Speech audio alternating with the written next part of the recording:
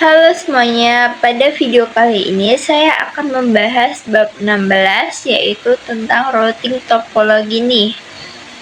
Nah, routing topologi yaitu bagaimana sebuah router mengatur lalu lintas data antar jaringan,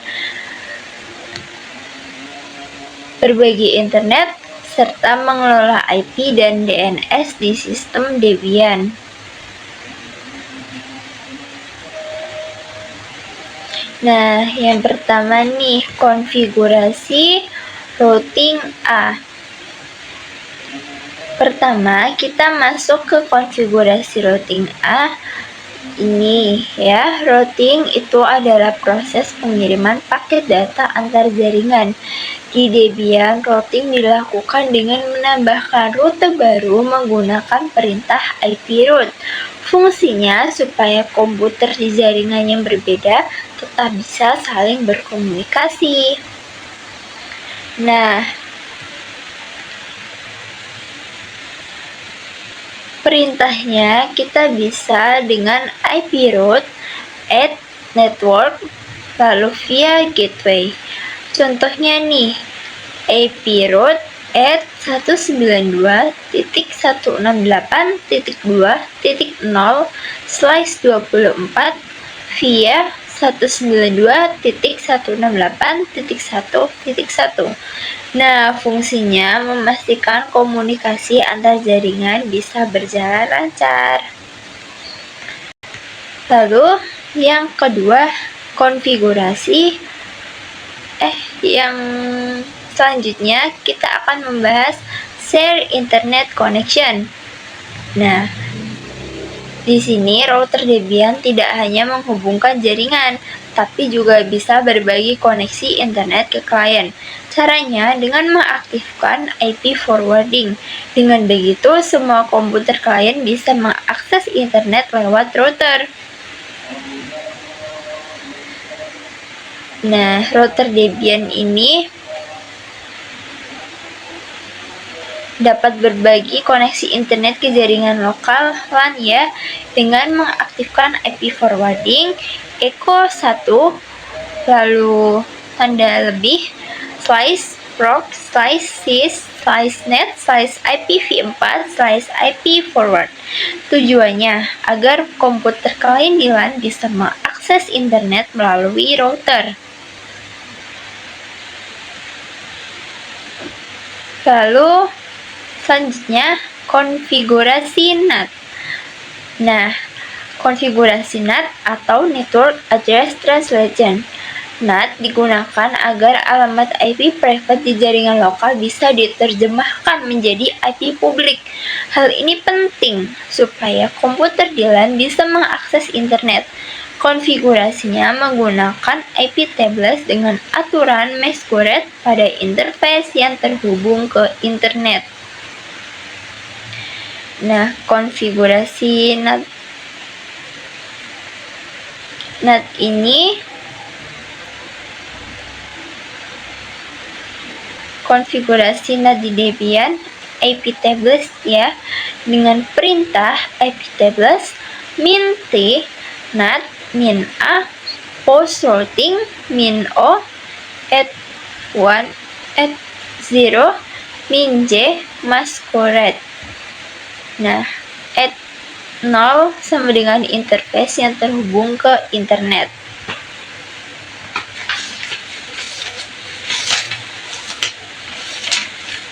Atau jika kalian mengalami masalah, bisa menggunakan perintah yang lain ya.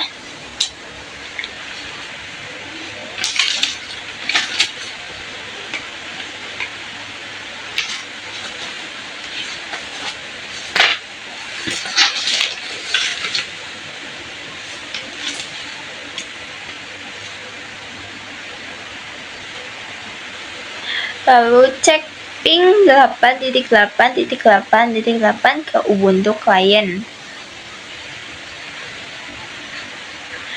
Nah, selanjutnya nih, konfigurasi NAT permanen. Nah, masalah yang sering terjadi adalah NAT hilang setelah reboot. Untuk itu, kita perlu membuat NAT permanen dengan cara menyimpan aturan iptables menggunakan iptables min persistent. Dengan begitu, setiap kali router dinyalakan, NAT akan aktif secara otomatis.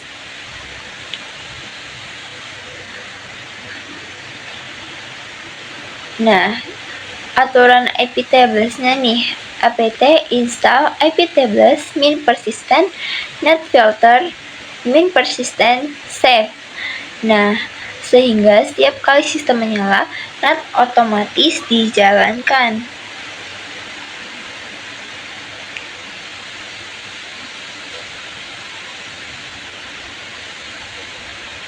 Nah, untuk menyimpan iptablesnya secara permanen, kita ke source list ya, lalu masukkan perintah nano /etc/apt/source list. Lalu kalian ketik manual dep kartolo ya. Setelah memasang repository kartolo, kita bisa apt update dengan perintah. Nah, kalau sudah, kita akan menginstal iptables persistent untuk mengkonfigurasi NAT-nya secara permanen, yaitu apt install iptables min persistent.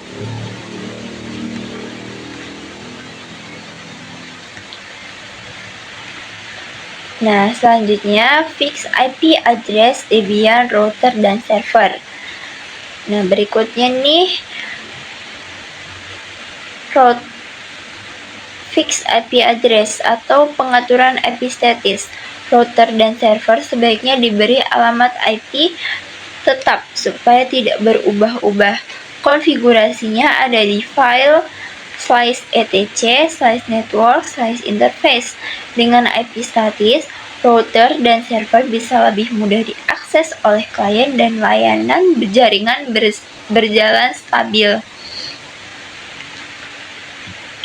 Nah,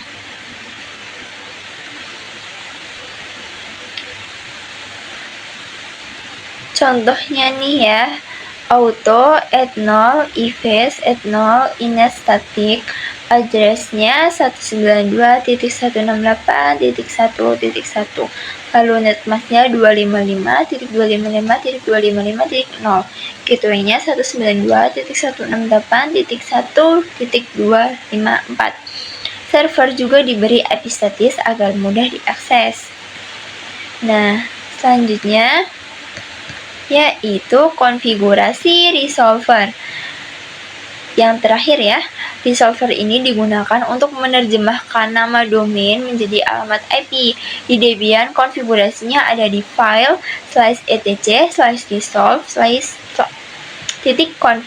Biasanya kita menggunakan DNS publik seperti 8.8.8.8 milik Google atau 1.1.1.1 milik Cloudflare. Dengan resolver yang benar, kalian bisa mengakses website hanya dengan mengetik nama domain, bukan alamat IP. Nah, contoh isi filenya nih, name server 8.8.8.8. Bisa diarahkan ke DNS lokal atau DNS publik. Kesimpulannya nih, sebagai kesimpulan, routing topologi pada Debian meliputi beberapa hal penting nih yang tadi saya bahas. Ada routing antar jaringan, berbagi koneksi internet, konfigurasi NAT, pengaturan IP statis, dan konfigurasi resolver. Semua komponen ini saling mendukung supaya jaringan berjalan lancar, internet bisa diakses, dan layanan server stabil.